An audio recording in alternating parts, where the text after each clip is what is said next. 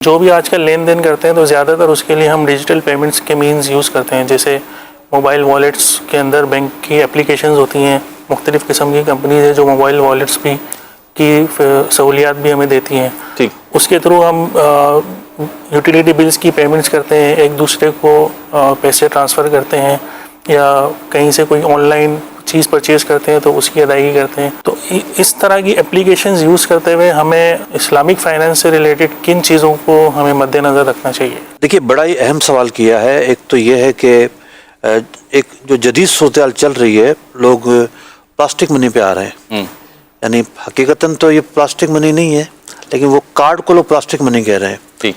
ہوتا یہ ہے کہ عام خرید و فروخت کے اندر ہم پیسے دیتے ہیں، سامان لیتے ہیں، چلے جاتے ہیں. جی.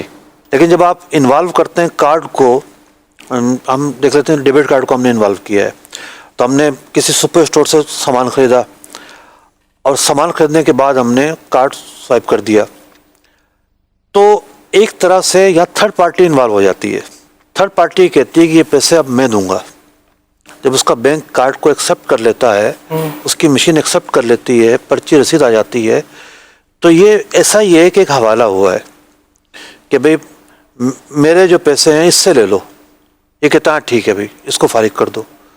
تو جب ہم کارڈ اس طرح لین دین کے اندر جب استعمال کرتے ہیں تو ہم تھرڈ پارٹی کی خدمات حاصل کرتے ہیں، اور اس کے پاس ہمارے پیسے رکھے ہوئے ہیں، اور وہ جو پیسے ہمارے ہیں وہ پھر اس ادارے کو، سپر اسٹور کو اپنے شیڈول کے مطابق ان کا طے شدہ ہوتا ہے، وہ فراہم کر دیتا ہے. ان کا کیا اگریمنٹ ہے وہ ایک الگ معاملہ ہے، خریدار کا اس سے کوئی تعلق نہیں ہے. اب رہی بات یہ کہ بینکوں کے کارڈ آ گئے ہیں، اس کے علاوہ بھی کچھ اداروں نے کارڈ جاری کر دیے ہیں، جیسا کہ مائکرو فائنینس بینک میں آ جاتے ہیں موبائل کمپنیاں جو ہیں. جی. تو خیال کس چیز کا رکھنا چاہیے جب آپ کارڈ یوز کر رہے ہیں، اور خاص طور پر جب آپ ڈیبٹ کارڈ یوز کر رہے ہیں، آپ کے پیسے اس ادارے کے پاس موجود ہیں، وہ کوئی موبائل کمپنی ہے یا کوئی بینک ہے، آپ کے اپنے پیسے رکھے ہوئے ہیں وہاں پر.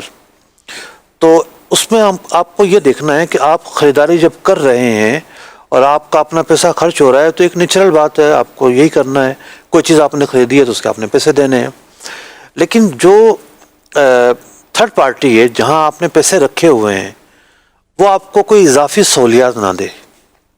اگر وہ آپ کو مشروط یعنی کنڈیشنل سہولیات دیتی ہے تو پھر معاملہ سود کی طرف چلا جائے گا.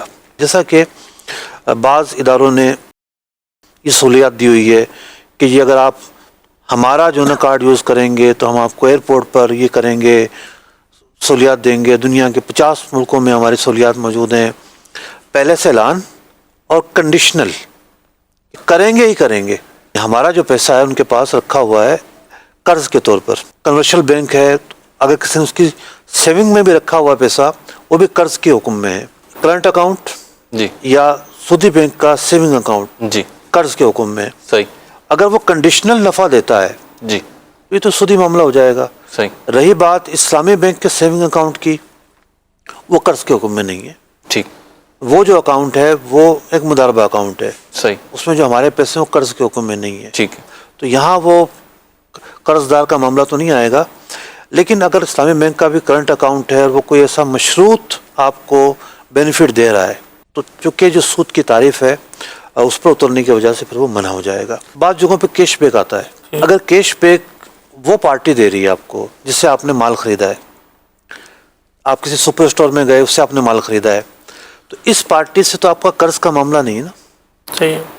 تو کوئی معاملہ نہیں ہے. جی. تو اس کو ہم ناجائز نہیں کہیں گے. صحیح. اس پارٹی نے ڈسکاؤنٹ دے دیا، ایسا ہی معاملہ نہیں. آپ نے خریداری کی 10,000 کی، اس نے بل بنایا 9,500 کا، ڈسکاؤنٹ کر دیا، 5% ڈسکاؤنٹ کر دیا اس نے. یہاں کوئی قرض کا معاملہ بھی نہیں ہے. صحیح.